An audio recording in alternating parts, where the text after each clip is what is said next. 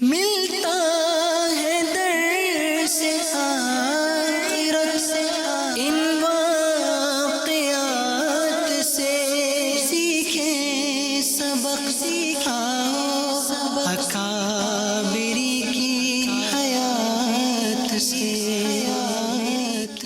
الحمد للہ رب العالمین والصلاة والسلام علی سید المرسلین، اما بعد فاعوذ باللہ من الشیطان الرجیم، بسم اللہ الرحمن الرحیم۔ الصلاة والسلام علیک یا رسول اللہ وعلی آلک واصحابک یا حبیب اللہ، الصلاة والسلام علیک یا نبی اللہ وعلی آلک واصحابک یا نور اللہ۔ پیارے اسلامی بھائیوں اور مدنی چینل کے ناظرین، پروگرام ہے ایک قصہ ایک سبق، اور آج ہم آپ کے سامنے انشاءاللہ دلجوئی کے متعلق بیان کریں گے۔ آئیے سب سے پہلے درود پاک کی فضیلت سنتے ہیں۔ درود پاک کی فضیلت امیر المؤمنین حضرت سیدنا علی المرتضیٰ رضی اللہ عنہ سے روایت ہے کہ اللہ پاک نے جنت میں ایک درخت پیدا فرمایا ہے جس کا پھل سیب سے بڑا، انار سے چھوٹا، مکھن سے نرم، شہد سے بھی میٹھا اور مشک سے زیادہ خوشبودار ہے۔ اس درخت کی شاخیں موتیوں کی، تنے سونے کے اور پتے زبرجد کے ہیں۔ اس درخت کا پھل صرف وہی کھا سکے گا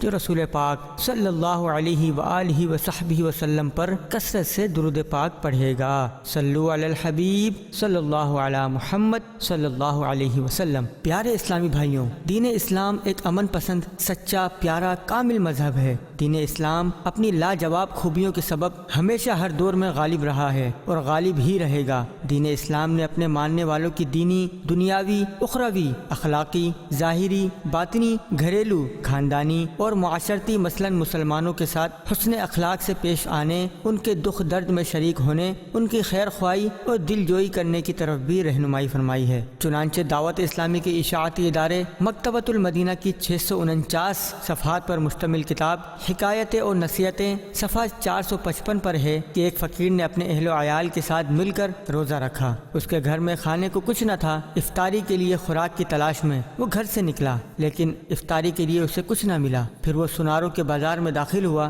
اس نے دیکھا کہ ایک آدمی اپنی دکان میں قیمتی چمڑے کے ٹکڑے بچھا کر ان پر سونے چاندی کے ڈھیر الٹ رہا ہے۔ یہ فقیر اس کے پاس گیا اور سلام کر کے کہا، جناب میں حاجت مند ہوں، ممکن ہو تو مجھے 1 درہم قرض دے دیجئے، مجھے اپنے گھر والوں کے لیے افطاری کا سامان خریدنا ہے، میں آپ کے لیے دعا کروں گا۔ یہ سب سنتے ہی اس سنار نے اپنا منہ دوسری طرف پھیر لیا اور اس فقیر کو کچھ نہ دیا۔ فقیر کا دل ٹوٹ گیا، اس کے آنسو بہنے لگے۔ وہ واپس آ رہا تھا تو ایک غیر مسلم پڑوسی نے اسے دیکھ لیا اور دکان سے نکل کر اس فقیر کے پاس آیا اور کہنے لگا، میں تجھے دیکھ رہا تھا کہ تو فلاں میرے پڑوسی سنار سے کچھ بات کر رہا تھا۔ فقیر نے بتایا، ہاں میں نے اس سے 1 درہم مانگا تھا تاکہ اپنے گھر والوں کی افطاری کا بندوبست کر سکوں، لیکن اس نے مجھے خالی لوٹا دیا۔ میں نے اسے کہا تھا کہ میں تمہارے حق میں دعا کروں گا۔ یہ سن کر غیر مسلم نے فقیر کو 10 درہم دیے اور کہا، اپنے گھر والوں پر خرچ کرو۔ فقیر وہاں سے روانہ ہوا تو بڑا خوش تھا۔ جب رات ہوئی تو اس مسلمان سنار نے خواب دیکھا کہ قیامت قائم ہو چکی ہے، پیاس اور مصائب شدت اختیار کر چکے ہیں۔ پھر اس نے اچانک ایک سفید موتیوں کا محل دیکھا جس کے دروازے یاقوت کے تھے۔ اس نے سر اٹھا کر کہا، اے اس محل کے مالک، مجھے تھوڑا سا پانی پلا دے۔ تو اسے ایک آواز سنائی دی، کل شام تک یہ محل تیرا تھا، لیکن جب تو نے فقیر کا دل توڑا اور اسے کچھ نہ دیا تو اس محل سے تیرا نام مٹا کر تیرے غیر مسلم پڑوسی کا نام لکھ دیا گیا ہے جس نے اس فقیر کی حاجت پوری کی اور اس کو 10 درہم دیے۔ چنانچہ بیدار ہونے کے بعد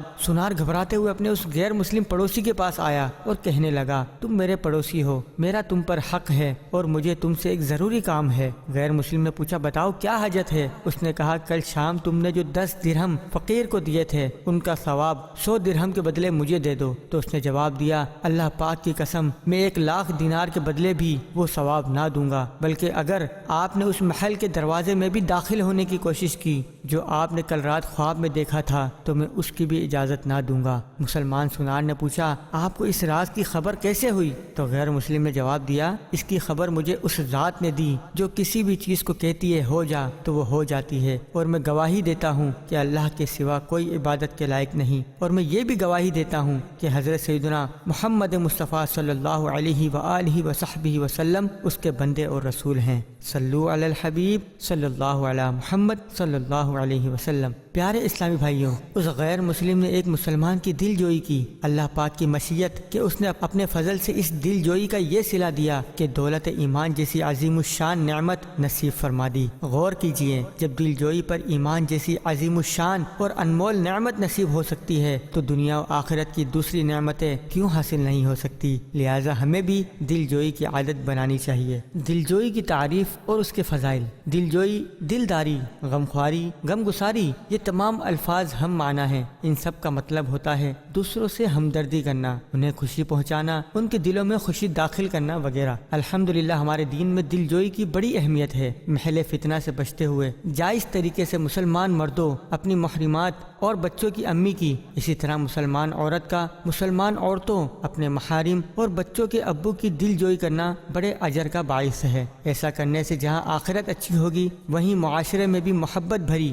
بہترین فضا قائم ہوگی۔ دوسروں کی دل جوئی کرنے کا کتنا بڑا اجر ہے، آئیے اس بارے میں کچھ احادیث کریمہ سنتے ہیں۔ نمبر 1، حضور صلی اللہ علیہ وآلہ وصحبہ وسلم نے ارشاد فرمایا، اللہ پاک کے نزدیک فرائض کی ادائیگی کے بعد سب سے افضل عمل مسلمان کے دل میں خوشی داخل کرنا ہے۔ نمبر 2، نبی کریم صلی اللہ علیہ وآلہ وصحبہ وسلم نے ارشاد فرمایا، بے شک مغفرت کو واجب کر دینے والی چیزوں میں سے تیرا اپنے مسلمان بھائی کا دل خوش کرنا بھی ہے۔ نمبر 3، پیارے آقا صلی اللہ علیہ وآلہ وصحبہ وسلم نے ارشاد فرمایا، جس نے کسی مسلمان کو خوش کیا اس نے اللہ پاک کو راضی کیا۔ نمبر 4، حضور صلی اللہ علیہ وآلہ وصحبہ وسلم نے ارشاد فرمایا، جو شخص کسی مسلمان کا دل خوش کرتا ہے تو اللہ پاک اس خوشی سے ایک فرشتہ پیدا فرماتا ہے جو اللہ پاک کی عبادت اور اس کی وحدانیت بیان کرتا رہتا ہے۔ جب وہ آدمی مرنے کے بعد اپنی قبر میں پہنچتا ہے تو وہ فرشتہ اس کے پاس آ کر کہتا ہے، کیا تم مجھے جانتے ہو؟ آدمی کہتا ہے، تم کون ہو؟ وہ کہتا ہے، میں وہ خوشی ہوں جو تو نے فلاں بندے کے دل میں داخل کی تھی، اور آج میں تیرا دل بہلا کر پریشانی دور کروں گا، میں تجھے تیری حجت یاد دلاؤں گا، میں نکرین کے جواب میں تجھے حق پر ثابت قدم رکھوں گا، میں قیامت کے دن تیرے ساتھ ہوں گا، رب کریم کی بارگاہ میں تیری شفاعت کروں گا اور جنت میں تیرا مقام دکھاؤں گا۔ صلو علی الحبیب صلی اللہ علی محمد صلی اللہ علیہ وسلم۔ پیارے اسلامی بھائیوں، معلوم ہوا کہ دل جوئی کرنا اور دوسروں کے دلوں میں خوشی داخل کرنا ایسا کام ہے کہ جس سے اللہ پاک اپنے بندے کو مشکلات سے بچانے کے اسباب پیدا فرما دیتا ہے۔ آئیے دل جوئی کے متعلق بزرگوں کے کچھ اقوال بھی سنتے ہیں۔ حضرت سیدنا بشر حافی رحمۃ اللہ علیہ فرماتے ہیں، کسی مسلمان کا دل خوش کرنا 100 نفل حج سے بہتر ہے۔ حضرت خواجہ نظام الدین اولیاء رحمۃ اللہ علیہ فرماتے ہیں، قیامت کے بازار میں کسی سودے کی اتنی قیمت نہ ہوگی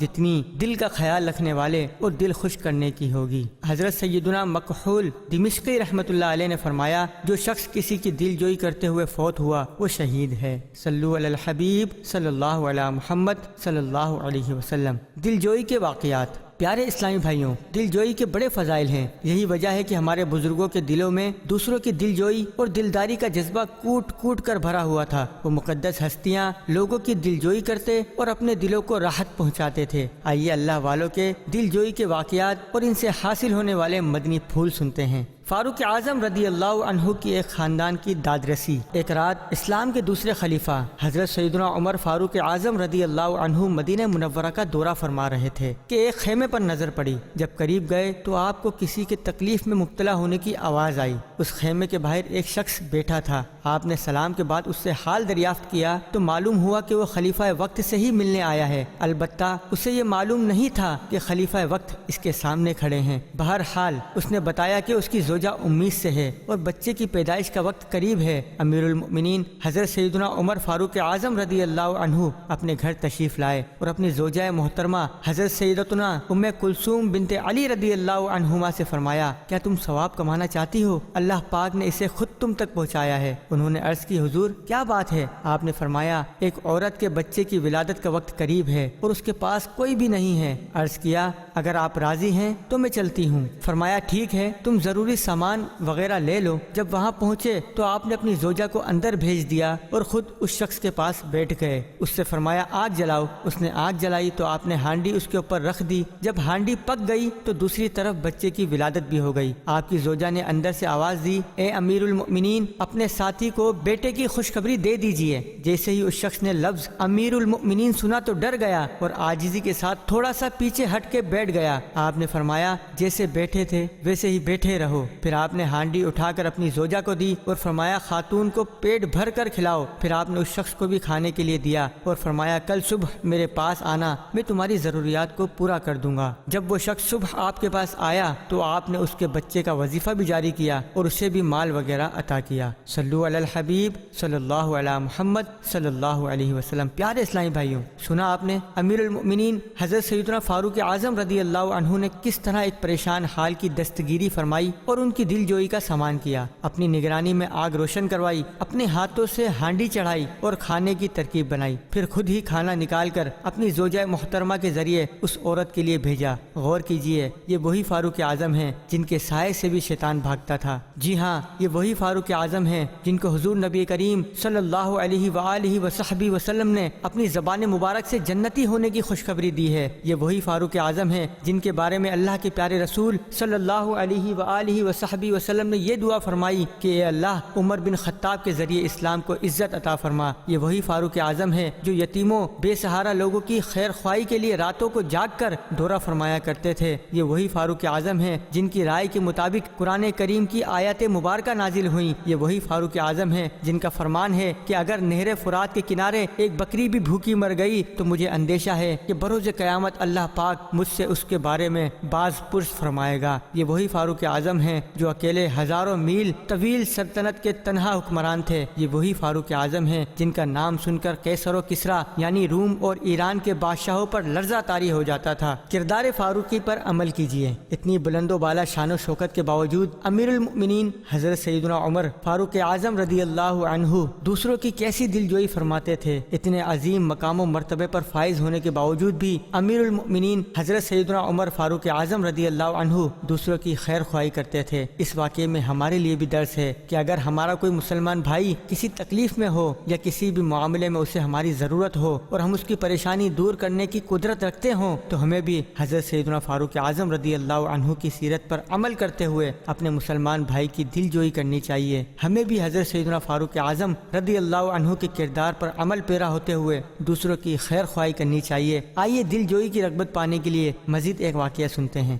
امام حسن رضی اللہ عنہ اور مسکینوں کی دلجوئی۔ ایک مرتبہ حضرت سیدنا امام حسن رضی اللہ عنہ کچھ ایسے مساکین کے پاس سے گزرے جو راستے میں بیٹھے لوگوں سے سوال کر رہے تھے اور زمین پر بکھرے ہوئے روٹی کے بچے کچے ٹکڑے کھا رہے تھے۔ آپ نے انہیں سلام کیا۔ انہوں نے سلام کا جواب دینے کے بعد عرض کی، اے نواسہ رسول، ہمارے ساتھ کھانا تناول فرمائیے۔ جب انہوں نے کھانے کی دعوت دی تو آپ نے فرمایا، اللہ پاک بڑائی چاہنے والوں کو پسند نہیں فرماتا۔ پھر آپ نے ان کے ساتھ کچھ تناول فرمایا۔ جاتے ہوئے انہیں سلام کیا اور فرمایا، میں نے تمہاری دعوت قبول کی، تم بھی میری دعوت قبول کرو۔ انہوں نے عرض کی، حضور جیسے آپ فرمائیں۔ آپ نے انہیں اپنے پاس آنے کی دعوت دی۔ جب وہ آپ کے پاس آئے تو آپ نے انہیں عمدہ کھانا کھلایا اور خود بھی ان کے ساتھ کھانا تناول فرمایا۔ صلو علی الحبیب صلی اللہ علی محمد صلی اللہ علیہ وسلم۔ اے عاشقان صحابہ و اہل بیت، غور کیجئے، نواسہ رسول حضرت امام حسن رضی اللہ عنہ کتنے عمدہ اخلاق والے تھے۔ باوجود بلند مرتبہ ہونے کے ان مسکینوں اور غریبوں کی دلجوئی کی خاطر ان کے ساتھ بیٹھ گئے اور بدلے میں انہیں بھی اپنے گھر دعوت پر بلایا۔ اس واقعے سے یہ درس ملتا ہے کہ ہمیں بھی صرف امیروں کے ساتھ نہیں بلکہ فقیروں کے ساتھ بھی پیار اور الفت و محبت بھرا برتاؤ کرنا چاہیے۔ حضرت امام حسن رضی اللہ عنہ کا مقام یہ ہے کہ وہ جنتی نوجوانوں کے سردار ہیں۔ حضرت امام حسن رضی اللہ عنہ کا مقام یہ ہے کہ وہ بلند مرتبہ صحابی ہیں۔ حضرت امام حسن مجتبی رضی اللہ عنہ کا مقام یہ ہے کہ وہ اہل بیت مصطفیٰ میں شامل ہیں۔ حضرت امام حسن رضی اللہ عنہ کا مقام یہ ہے کہ وہ امیر المؤمنین حضرت سیدنا مولا علی رضی اللہ عنہ کے شہزادے ہیں۔ حضرت امام حسن رضی اللہ عنہ کا مقام یہ ہے کہ وہ حضرت بی بی فاطمہ رضی اللہ تعالی عنہا کے جگر کے ٹکڑے ہیں۔ حضرت امام حسن رضی اللہ عنہ کا مقام یہ ہے کہ وہ دونوں جہاں کے مالک و مختار مکی مدنی سرکار صلی اللہ علیہ وآلہ وصحبہ وسلم کے نواسے ہیں، مگر اس کے باوجود بھی انہوں نے ان غریب اور مسکین لوگوں کی دعوت رد نہیں فرمائی۔ جبکہ آج ہمارے معاشرے میں صورتحال کتنی عجیب ہوتی جا رہی ہے۔ آج اگر کسی کم ظرف کم حوصلے والے کو کوئی دنیاوی منصب مل جائے تو اس کا مزاج آسمان پر چلا جاتا ہے۔ اس حقیر دنیا کا عارضی عہدہ ملنے کے بعد بعض لوگوں کی زمین پر پاؤں نہیں جمتے، کپڑوں کے ساتھ بعض کی گردنیں بھی اکڑ جاتی ہیں۔ ایسے میں اپنے ساتھ رہنے والوں کو یوں بھلا دیا جاتا ہے جیسے ان کے ساتھ کبھی تعلق رہا رہا ہی نہ ہو۔ اپنے عزیزوں کو یوں نظر انداز کر دیا جاتا ہے جیسے ان سے کبھی جان پہچان ہی نہ رہی ہو۔